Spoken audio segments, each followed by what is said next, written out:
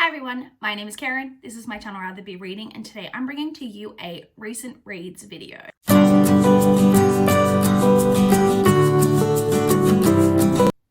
It has been a week since I last checked in for a recent reads video, and I have had a very successful reading week. I managed to complete a total of 9 things in the past week. Hurrah! 2 of them were shorter books, but we'll get into that as we go through, but I'm still very happy with everything I accomplished this week. So let's jump straight in and talk about all of the books that I completed over the past week. So the very first book that I read this past week was I Know What I Saw by S.K. Sharp. This is a one of my NetGalley reads, so it is a digital copy that I received in exchange for an honest review. The book is already out and published, or is available if you're interested in getting your hands on a copy. This is a thriller. It is about a woman who has, I'm not exactly sure how you pronounce it, but it's hyperthymesia, which is basically a form of memory that she has, like perfect recall in her memory. So she can look back on, you know, past events and remember everything incredibly clearly. She can remember, you know, what people were wearing, everything that was said, you know, every detail. If she saw something, she'll remember it exactly. If she tries to recall the memory, she can recall it.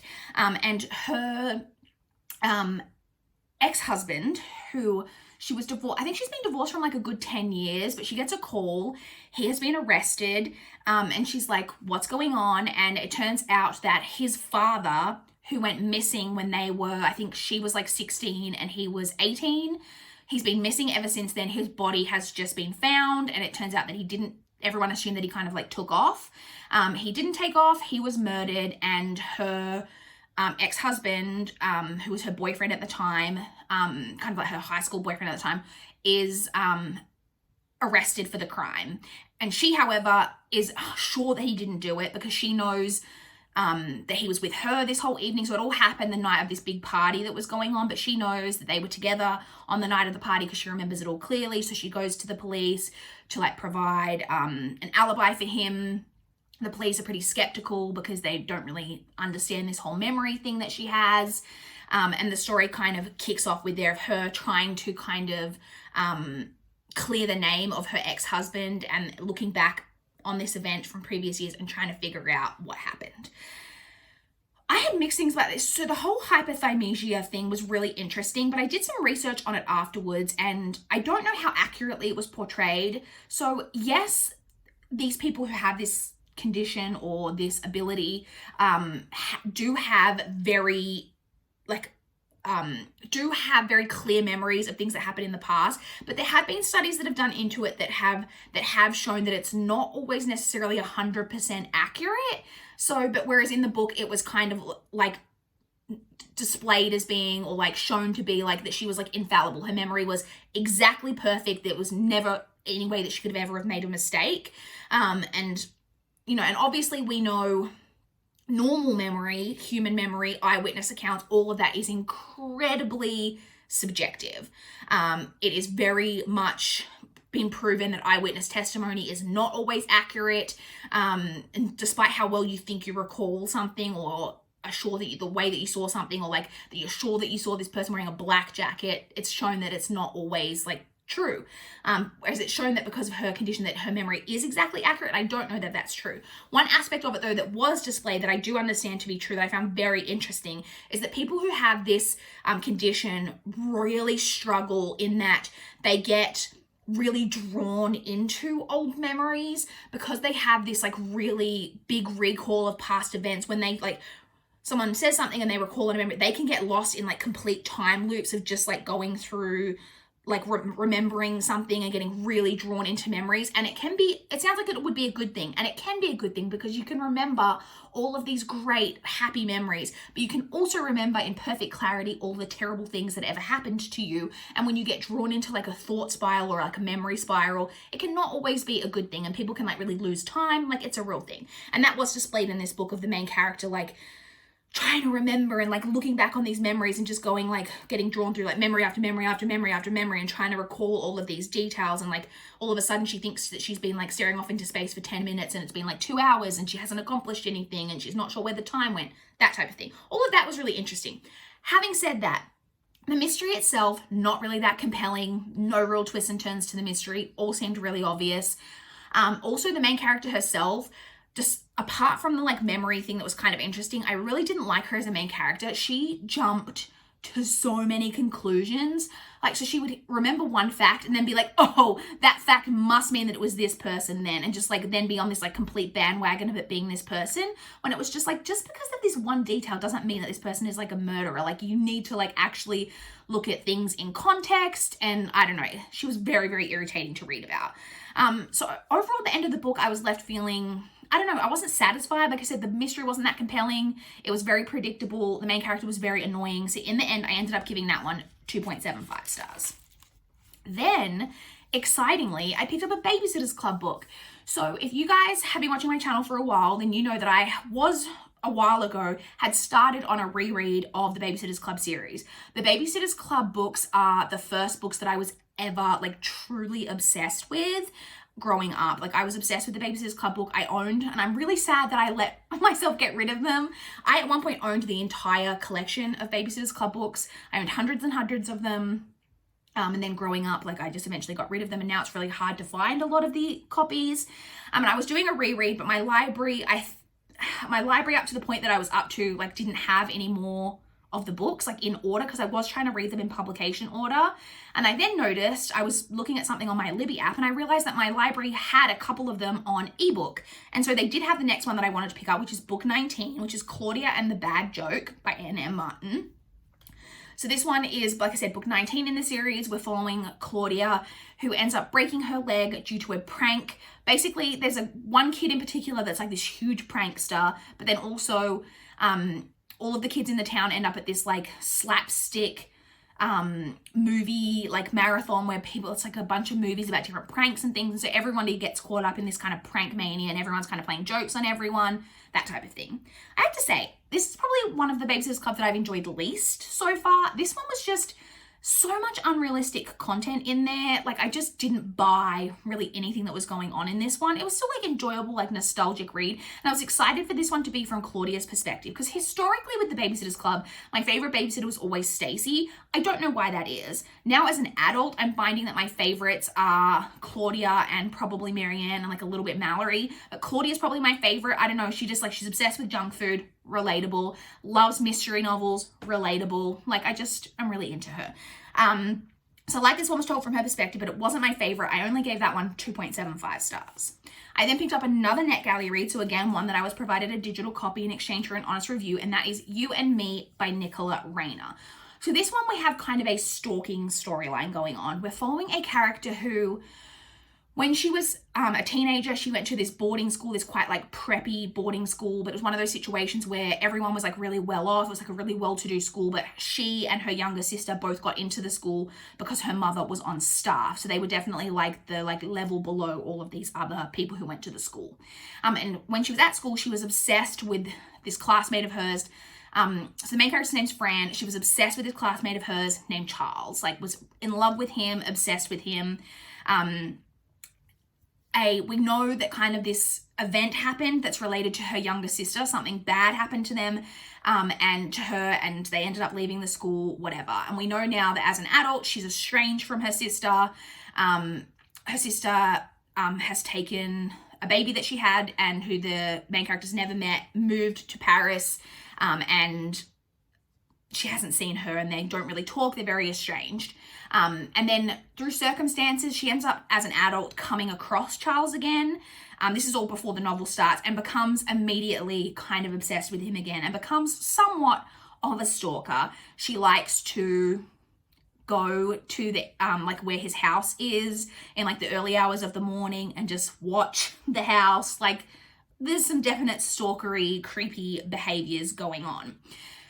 Through that, one day she is following Charles to like see what he's getting up to, and he is on a train platform with another one of the boys that she went to school with. They're on the train platform, and the other man, Dickie, ends up falling under the train and being killed. But Fran is sure that at the moment that he was pushed, he looked over his shoulder. He had this look of recognition on his face. She's sure that he saw someone that he knew, and she thinks that he was pushed and that he's been murdered. And that's kind of the story that we're following. I'm sorry that was such a convoluted synopsis. I really quite enjoyed this one. I thought the author did a great job of like this balance with Fran of, is Fran an obsessive weirdo who's like a little not quite all there in the head, or is she just a little bit kooky, a little bit misunderstood, and, you know, but still not necessarily a little bit crazy. I thought she did a really good job of like kind of leaving the reader being like, is Fran like going too far? Like, or, because like Fran definitely does things in the book that are like not normal. Like, I wouldn't go sit outside someone's house, be obsessed with their life. Like, she's obsessively stalking them on Facebook, like knows details about their lives from like watching them through like the windows of their homes when they don't know that she's there. All that's obviously not like normal behavior, but is she just like a little bit taking things a little bit too far, or is she kind of on another level? I didn't think the book was overly predictable either. Like, there's the twists and turns kind of towards the end of the story I thought were pretty well done. I thought they were fun. I really quite enjoyed this one, and I ended up giving it 3.75 stars. I then read Intensity by Dean Koontz. So this was an experience. So this is a horror thriller, and it starts out, we're following a female character who, her and a friend of hers, so basically her friend from college is taking her home to the friend's parents' home for like a long weekend, like break from college. And so they get to the friend's house and she's spending the weekend there, and she is up in the room. She's got the lights off in her room, and she's like looking out the window, kind of looking up at the stars, struggling to sleep because she's in a new place, when she hears some strange noises, hears some screams, comes to realize there is a crazed murderer in the house, and that's where the story goes from there. Okay, I've got mixed feelings about this because this was, pardon the pun, intense. The opening sequence of this book for me was incredibly well done, with the main character hiding in this house, knowing that there's a murderer there, not being exactly sure what's happened to the other people who are in the house, trying to figure all that out. All of that, the entire opening like portion of this book was gold standard, really, really great. Having said that, the main character does make some incredibly dumb decisions that as the reader you're going, girl, what the hell is wrong with you? It's very like, but that's very typical of the like horror genre, particularly in like a slasher style, which this isn't necessarily a slasher, but I guess the beginning is very like slasher vibes that, you know, whenever we're watching horror movies, especially like a horror slasher, you're watching those characters with the crazy murder about, and you're just like, people are idiots. It's very common of the genre, so it wasn't like outside of the realm of what you would necessarily expect. So the main character does make some really, really dumb decisions. I also do think that both of the particularly main two people who are portrayed are very much caricatures. Like, there's no real depth to them. And I don't think that women are particularly well portrayed. I think that this is probably objectively a 3.5 star. I have given it a extra 0.25 stars though, just for that opening. The opening like section of this book was, like I said, was really incredible. So I bumped my 3.5 to a 3.75. I enjoyed this. I've heard that this is Koontz's best work, so I don't know that there's many of his that I would pick up after this, because I have read one of his other books and I didn't love it. So I've actually read two others of his and I didn't love either of the other two, I think. So this is probably like where I'll leave off with Dean Koontz, but this was a really fun ride and I did enjoy myself. I then read Cracked Up to Be by Courtney Summers. This is Courtney Summers' debut novel. This one follows a character named Parker who was very much kind of the perfect teenager. She was a straight A student. She was captain of the cheerleading squad. She was very popular, had a very popular boyfriend, all of that. We then know that some event has happened prior to the beginning of this novel that has really, really thrown Parker off course, and it's left her deciding that instead of being the perfect girl, she will be the perfect mess. And she is really, really self-destructing and going out of her way to kind of screw up her life. So this is like tough to read in some ways, because I think a lot of people would really not enjoy this book, if I'm being honest, because Parker is not a likable main character. She is really going out of her way, like I said, to destroy her life. And it's very hard to read watching someone so like kind of purposely in some ways self-destruct their life.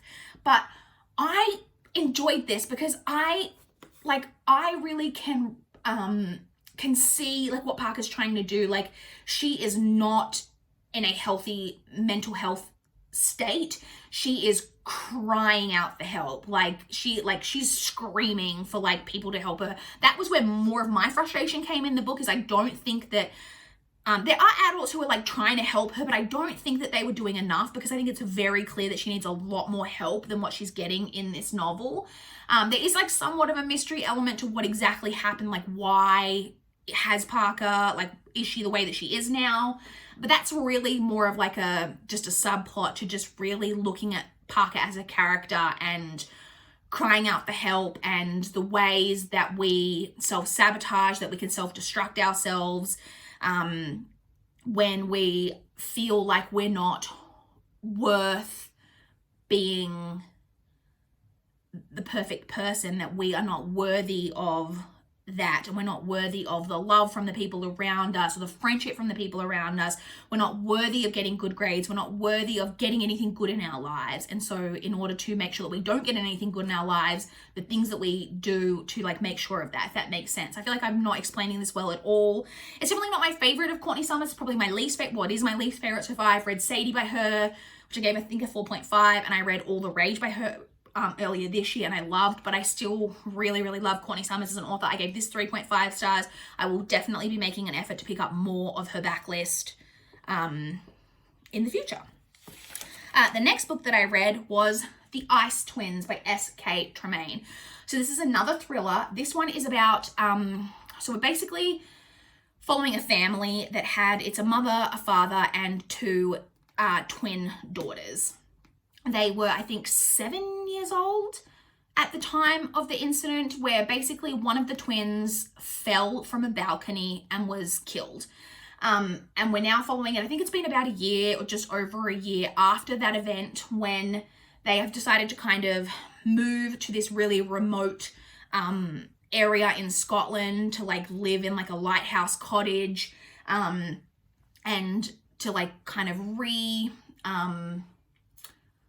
kind of get away from things and like restart their lives, to like, you know, redo things. Not redo, I can't think of the words I'm trying to use.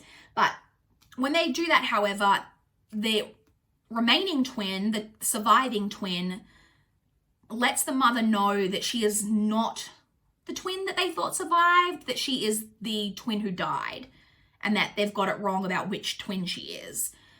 And so that kind of kicks off the plot, and we start to like really question which twin is which twin died.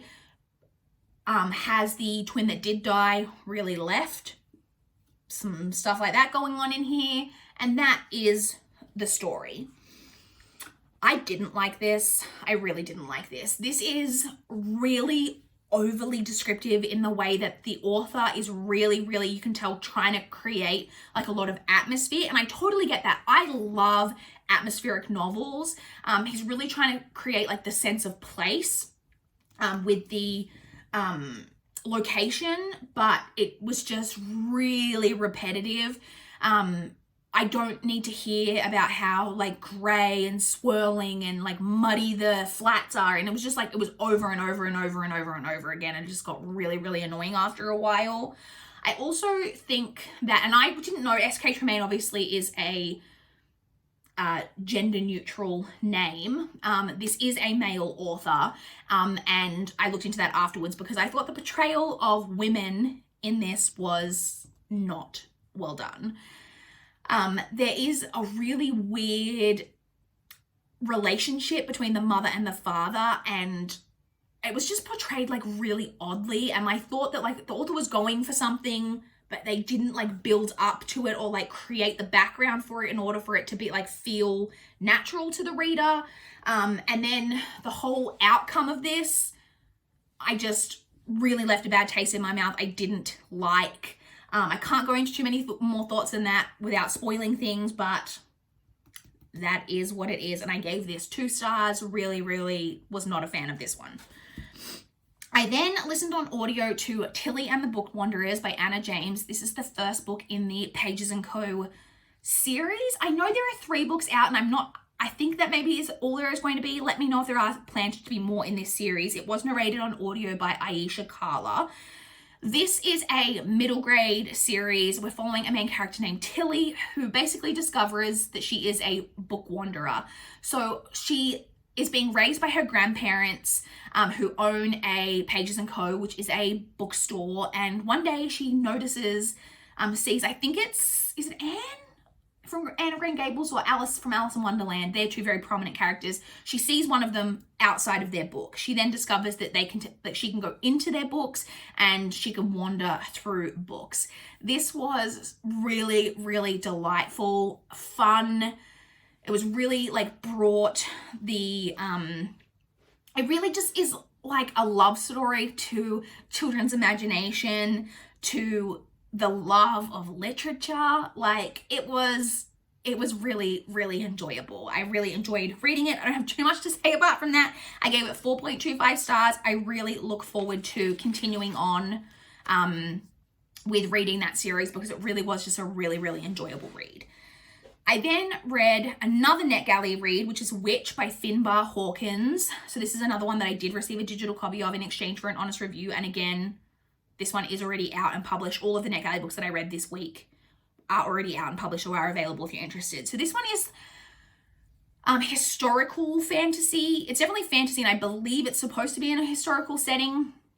And we're basically following a character whose mother was a witch, and at the start of the novel was basically murdered by witch hunters, and her mother implores her to take her younger sister and run and to protect her sister and so on.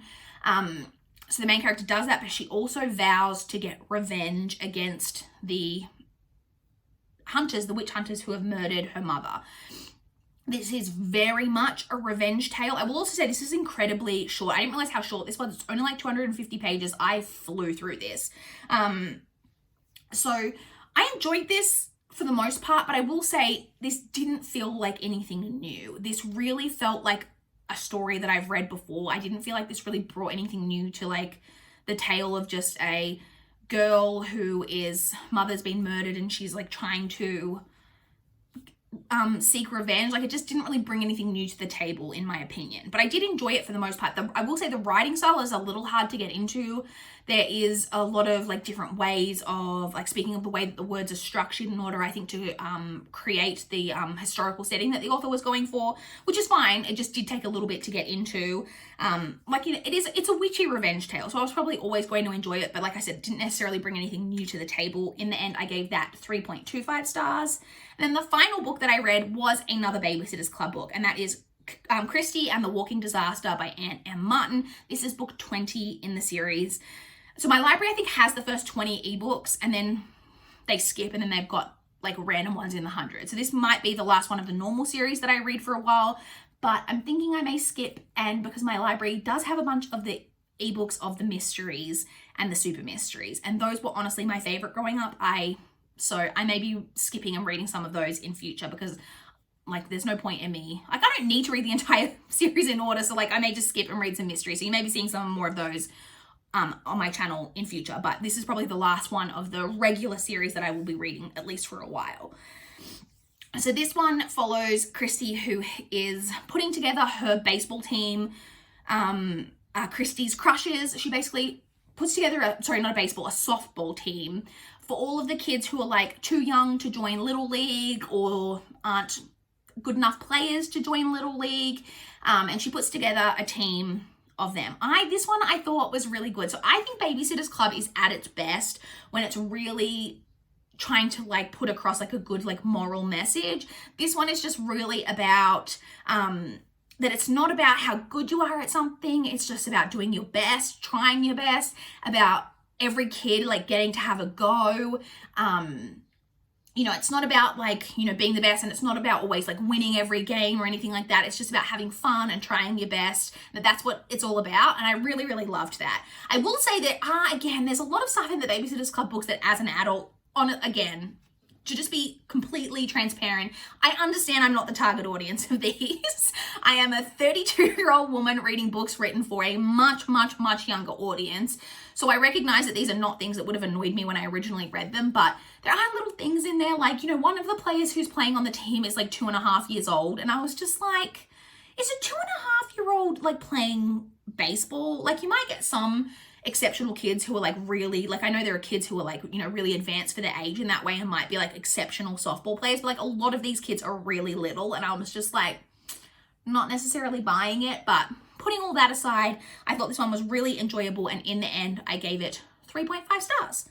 So that is it. That is everything I read. To quickly touch on what I'm currently reading, I am currently reading Peyton Place by Grace Metalius. This is an ebook, but it is not a NetGalley read. This is one that I have on my Kindle because it is one of the ones that I need to read for one of my goals. I need to finish this one by the end of the year, so I am started that. I literally just started this earlier today. I'm only 5% of the way through, so I don't really have any thoughts or anything to discuss on that, but that will be in my recent reads video next week.